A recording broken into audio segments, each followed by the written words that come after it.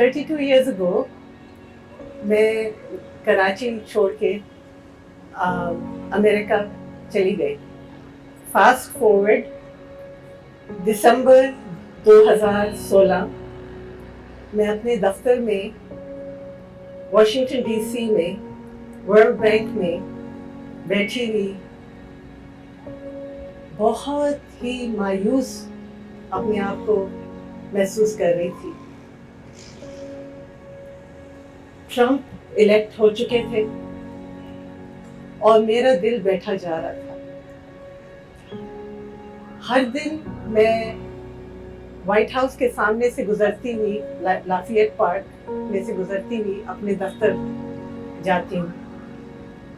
لیکن اب مجھے لگ رہا ہے کہ پورے امریکہ میں شور اتنا زیادہ ہے مسلمانوں پہ بین لگانے کا اور میکسیکنز کے خلاف دیوار کھڑی کرنے کا کہ میں اپنے آپ سے سوچ رہی ہوں کہ میں یہ میرا جیسا انسان یہاں کر بھی کیا سکتا ہے اور میں یہاں کیوں ہوں.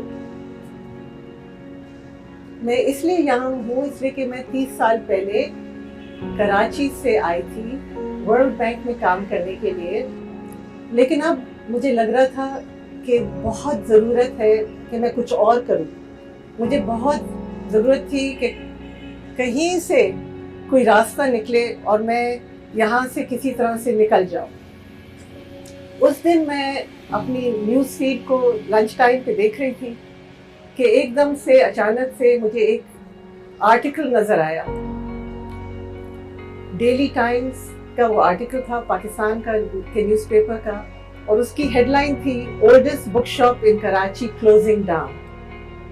میں نے وہ آرٹیکل پڑھا اور وہ ایک بک شاپ کے بارے میں تھا جس بک شاپ کا نام تھا پائنیئر بک ہاؤس. میں نہیں جانتی تھی, کبھی نام بھی نہیں سنا تھا. لیکن اس آرٹیکل میں ایک تصویر تھی پائنیئر بک ہاؤس کی باہر سے اور میں آپ کو نہیں بتا سکتی کہ مجھے کیا ہوا جب میں نے اس تصویر کو دیکھا. اس کیفیت میں کا میرے دماغ میں ایک شور سا ہے لگا اور مجھے لگا جیسے کہ میں اس تصویر کے ساتھ کے اندر گھس گئی. اور میں نے سوچا کہ اس لمحے میں جس لمحے میں ہم سب ہیں, جس لمحے میں دنیا آ چکی ہے اس وقت, جس لمحے کا مجھے بہت سخت ڈر تھا, لیکن شاید میں یہ کر سکتی ہوں کہ میں ایک کتابوں کی دکان کو بچا لوں بند ہونے سے. میں نے اپنا ٹکٹ کٹایا, اپنی ساری لیو لی, اینوئل لیو, پلین پہ بیٹھی, کراچی پہنچی اور اپنے کو پائنیئر بک ہاؤس کے باہر بندر روڈ پہ پایا.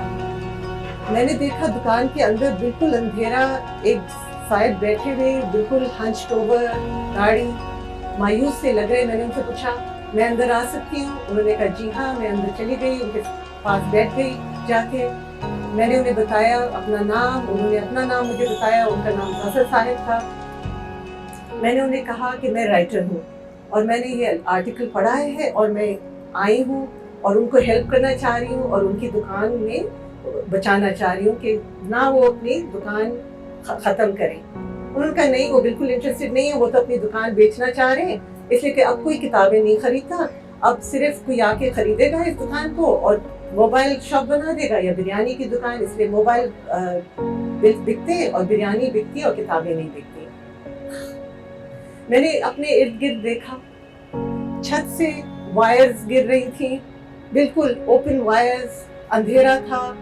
زمین پہ پلاسٹک کی بوتلیں رول اراؤنڈ کر رہی تھیں, خالی کارڈ بورڈ کے ڈبے, ایک طرف ٹوٹا ہوا فین رکھا ہوا تھا, پیڈسٹل فین, ٹوٹی ہوئی کرسیاں, ایک طرف 2 گاڑیوں کے ڈینٹڈ دروازے اور ٹائرز, اور ہر جگہ سے کتابیں جو تھیں وہ گری جا رہی تھیں بک شیلف سے, ایٹ لیسٹ 2 انچ ڈیپ مٹی میں اٹی ہوئی. اور جو چھوٹی سی دکان تھی اس میں ٹیک کی بک شیلف تھی. جب میں نے ان کے بارے میں کہا کہ اف یہ کتنی خوبصورت ہے, تو ظفر صاحب نے کہا اگر آپ کو یہ بہت خوبصورت لگ رہی ہے تو آپ نے ابھی تو اوپر دیکھا ہی نہیں ہے. میں نے کہا یہ اوپر کا بھی حصہ ہے؟ کہا جی ہاں, وہ دیکھیں پیچھے سیڑھیاں ہیں. میں سیڑھیوں سے اوپر گئی اور ایک دم سے میں اتنے بڑے ایک کمرے میں آ گئی، جیسے کہ گوڈاؤن جتنا بڑا کمرہ، اس حصے کے 3 آپ بنا لیں، اور بالکل اندھیرے میں گھپ، اور یہاں بھی حالات اسی طرح کے سے تھے جس طرح سے نیچے دکان میں تھے۔ اور میں نے سوچا جیسے کہ میں شاید یہاں پہلے آ چکی ہوں کبھی۔ جو بھی وہ کیفیت تھی اس کو ڈسکرائب کرنا میرے لیے مشکل ہے۔ بالکل مجھے لگا جیسے کہ میں یہاں پہلے آ چکی ہوں، اور وہ جو تیسرے کمرے میں مجھے ایک میز نظر آ رہی ہے بڑی سی، جو کتابوں کے نیچے دھسی ہوئی ہے۔ ایک دن شاید میں اسے ایک ریڈنگ روم بنا دوں، اور یہ والا کمرہ شاید میں اس کو آرٹ گیلری بنا دوں۔ اور میں جلدی سے بھاگ کے نیچے گئی، ظفر صاحب کے پاس پھر بیٹھی اور ان سے کہا، ظفر صاحب مجھے آپ چند دنوں کی مہلت دے دیں، آپ اپنی دکان کو نہ بیچیں، مجھے بس اس کو صاف کرنے دیں، میں آپ کو صاف کر کے اس کو ٹھیک کر کے آپ کو دکھا دوں گی کہ یہ دکان چل سکتی ہے، آپ اس کو کتابوں کی دکان کے طور پہ چلا سکتے ہیں۔ پہلے تو انہوں نے میری بات نہیں سنی، تو میں دوسرے دن بھی پہنچ گئی، پھر تیسرے دن بھی پہنچ گئی، چوتھے دن بھی پہنچ گئی، جب تک وہ مان نہ گئے۔ جیسے انہوں نے میری بات مانی، میں نے اسی رات اپنے دفتر کو ای میل کیا اور پوچھا میں یہاں ٹیلی کمیوٹ کر سکتی ہوں 2-3 ہفتے کے لیے۔ وہ میری بات مان گئے، اور دوسرے دن میں جھاڑو اور ڈسٹرز لے کے پائنیئر بک ہاؤس پہنچ گئی، اور جی میں نے صفائیاں شروع کر دی۔ اور میں چاہتی تھی کہ میں صرف اپنے ہاتھوں سے سب کچھ کروں اور کسی اور کو کچھ ہاتھ بھی نہ لگانے دوں۔ مجھے اتنا مزہ آ رہا تھا، آپ سوچ نہیں سکتے کتنا مزہ آ رہا تھا۔ رات کے وقت میں جا کے ورلڈ بینکر بن جاتی تھی، اور دن بھر میں شاید دنیا کی موسٹ ایکسپینسو جمع دار تھی۔ اور کیا مزہ آ رہا تھا کہ میں بازار میں جھاڑو لگا رہی ہوں، اور مجھے لگ رہا تھا کہ میں جیسے گھوم رہی ہوں، ناچ رہی ہوں ایک کتابوں کی دکان میں۔ اور ہر دن 4 لوگ آتے تھے ظفر صاحب کے ساتھ کھانا کھانے کے لیے، ایک ہی رکابی سے، ایک ہی پلیٹ سے۔ اور اگر 4 ہاتھ ایک ہی پلیٹ میں ڈال رہے تھے اپنا ہاتھ کھانا کھانے کے لیے، 5واں ہاتھ میرا تھا۔ اور یہ میرے لیے اتنی بڑی بات تھی کہ میں آپ کو بتا نہیں سکتی، جس کی مجھے اس بات سے خوشی تھی کہ میں نے کسی طرح سے اپنے کو جیسے کوئی غلیل کے اسے نہیں کرتا، واشنگٹن سے لے کے واپس کراچی پہنچا دیا۔ یہاں تو نہیں، لیکن بندر روڈ پہ بازار کے بالکل بیچ میں وہاں پہنچ گئی۔ یہ جو بات میں کہہ رہی ہوں آپ کو، وہ 5.5 سال پہلے کی بات ہے۔